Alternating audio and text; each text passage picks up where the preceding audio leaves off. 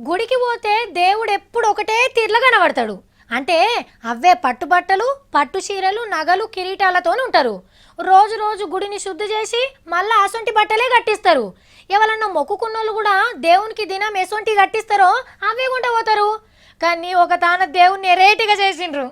దేశంలా కొత్త దేవుడు పుట్టిండుల్లో రాష్ట్రీయ స్వయం సేవక్ సంఘ్ ఈ దేవుని పేరు. షార్ట్ కట్ల ఆర్ఎస్ఎస్ దేవుడు అని కూడా పిలుచుకోవచ్చు.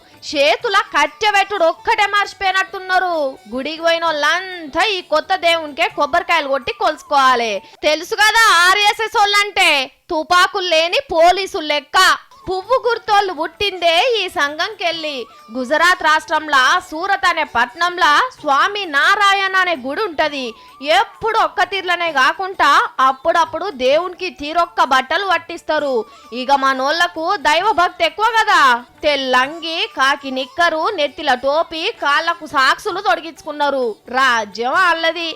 అయ్యవార్లు కూడా వద్దు అనుకుంటొచ్చురు. ఇవాళ దేవుని రూపమే మార్చినోళ్ళు రేపు మంత్రాలు మార్చరన్న గ్యారెంటీ లేదు. కానీ ఇదే పని ఇంకెవరన్నా చేస్తే ఊకుందురా? వీళ్ళే ఆచారాలు ఆగమైనయో, పద్ధతులు పాడైనయో అని బూర్వీకి షారుగాద్దురు.